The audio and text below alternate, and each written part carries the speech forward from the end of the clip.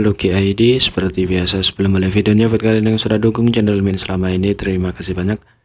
Buat kalian juga yang belum subscribe, silahkan di subscribe karena subscribe itu gratis, tidak bayar. Dan buat kalian juga yang sudah donasi, terima kasih banyak, semoga dilancarkan rezekinya, amin. Sebelum mulai videonya, langkah baiknya untuk kalian like video ini, hitung uang parkir guys. Terima kasih dan selamat menonton. Oke, tanpa basa-basi kita bacain novel Martel Pack bahasa Indonesia ya guys. Di sini diceritakan saudara muda bisa pergi sendiri, saudari muda gue dan saya akan mengurus semuanya di sini. Kata Ouyang Li, banyak masyarakat manusia saat ini sedang memulihkan diri dari cedera mereka dan membutuhkan seseorang untuk menjaga mereka. Jadi seseorang harus tetap tinggal.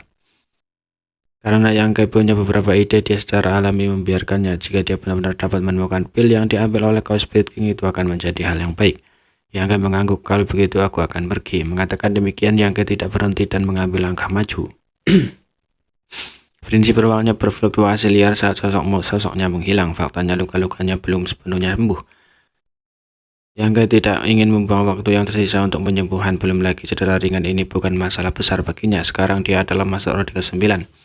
Bahkan jika dia bertemu dengan Chaos Spirit King, dia masih bisa bertarung. Setelah dia pergi, sosok Muti tiba-tiba muncul di samping Yang Kui.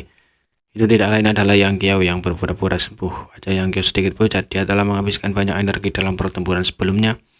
Dan luka-lukanya tidak ringan, tetapi dia masih seorang kultivator klan naga dengan fisik yang kuat dan kemampuan pemulihan yang luar biasa. Dibandingkan dengan Orde ke-8 biasa, kecepatan pemulihannya lebih cepat. Menatap ke arah Yang Kai pergi, Yang Kiao dengan gugup bertanya, "Bibi kecil, apa yang baru saja dikatakan ayah angkat?" Yang Kai perlahan menggelengkan kepalanya. Tidak banyak. Mata Yang Kai melebar. Dia tidak menanyakan apapun padaku. Bagaimana mungkin dia tidak mengatakan apa-apa? Ini membuat Yang Kai merasa semakin tidak nyaman. Yang Kui berpikir sejenak sebelum menjawab, "Kakak ingin kamu menjadi naga ilahi sesegera mungkin." Yang Kui menunggu sebentar, tetapi ketika dia melihat bahwa Yang Kui tidak memiliki hal lain untuk dikatakan, dia bertanya dengan heran, "Hanya itu?"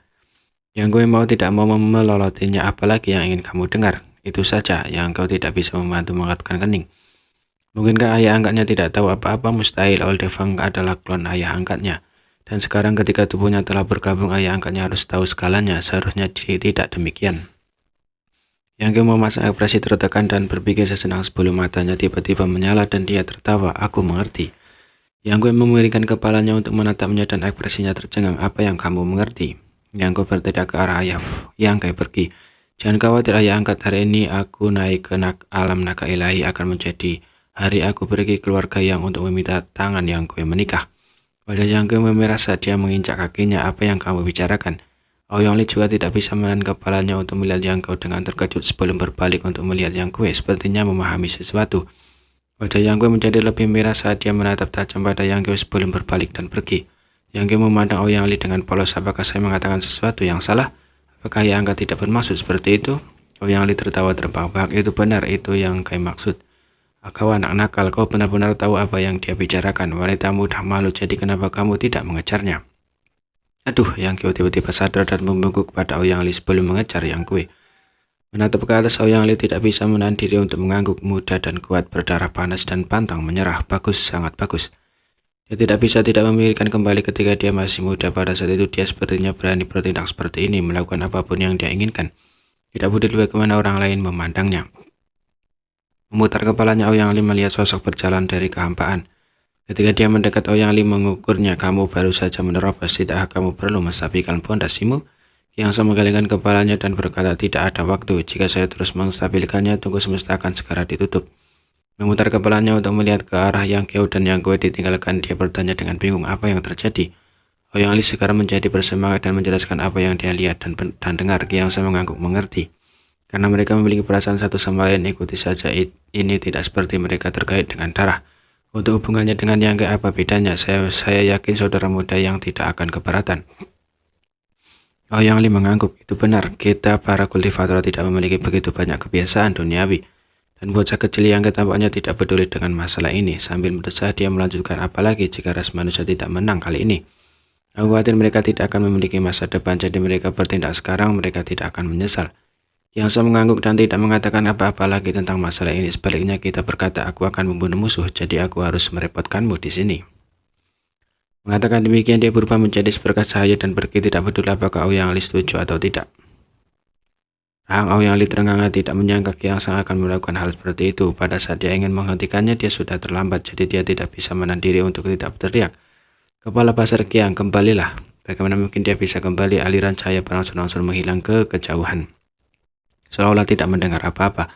Aoyang Li sangat marah, ini terlalu berlebihan. Dia juga ingin membunuh musuh. Awalnya dia ingin menstabilkan Orde ke-9 di sisi Qiang Shang sehingga dia akan tinggal di sini dan mengawasinya, membiarkannya keluar semua nanti. Tetapi siapa yang mengira Qiang Shang akan mengalahkannya? Namun setelah memikirkannya sejenak, dia mengerti mengapa Qiang Shang begitu cemas. Kali ini ketika tunggu semesta diaktifkan, Qiang Shang bahkan tidak punya waktu untuk melakukan apapun sebelum dia ditarik ke dalam pertempuran besar antara ras manusia dan klan tinta. Sekarang dia baru saja menerobos ke Orde ke-9. Dia tidak sabar untuk mengalami kekuatan baru yang dia peroleh. Memutar kepalanya untuk melihat sekeliling, Qiang Shang telah pergi dan Yang Gue juga melarikan diri. Hanya dia Orde ke-9 yang dibiarkan menjaga di sini. Tidak bisa pergi sesuka hati dengan begitu banyak kultivator ras manusia Orde ke-8 yang terluka di sini untuk mengobati luka-luka mereka. Mereka akan membutuhkan seseorang untuk merawat mereka.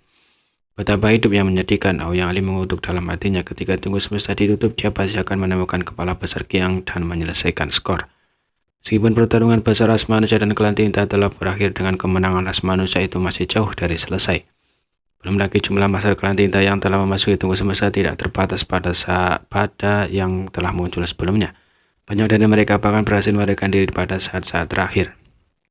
Saat ini klan tinta sedang dalam keadaan menurun. Dengan 2 lawyer mati dan 1 terluka, para raja semua yang berhasil melarikan diri semuanya terluka. Jadi ini adalah kesempatan sempurna untuk membunuh mereka. Jika dia melewatkan kesempatan ini, jika dia ingin membunuh mereka lagi, dia harus menunggu sampai tunggu semesta ditutup. Sekarang mereka telah melenyapkan beberapa pasukan klan tinta terlebih dahulu. Setelah tunggu semesta ditutup, tekanan pada ras manusia akan berkurang. Mungkin dia juga bisa membunuh beberapa master klan tinta yang telah memasuki tunggu semesta dari battlefield dan wilayah spesial.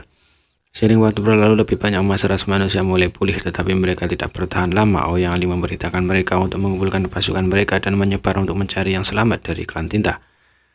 Pada saat kelompok terakhir kultivator ras manusia telah pulih, jumlah waktu yang tidak diketahui telah berlalu sebelum Aoyang Li yang telah menjaga tempat ini akhirnya bisa bergerak. Secara alami dia mengutuk Qiang Shang di dalam hatinya. Dalam kehampaan, pertempuran hebat baru saja berakhir dan Yang Gue berdiri sendirian, dikelilingi oleh mayat beberapa klan tinta. Menyebabkan pertempuran besar jauh lebih dari kebenaran, itu hanya pembantaian sepihak. Bahkan jika beberapa penguasa wilayah klan tinta telah membentuk formasi pertempuran, apa yang bisa mereka lakukan di depan Yang Gue saat ini? Orde ke-9 dengan tubuh naga ilahi, bahkan jika dia belum sepenuhnya pulih, membunuh mereka akan semudah memotong sayuran. Kemajuan 1 peringkat telah membawa perubahan kekuatan yang menghancurkan bumi, dan seluruh wilayah semesta kecil telah berterbangan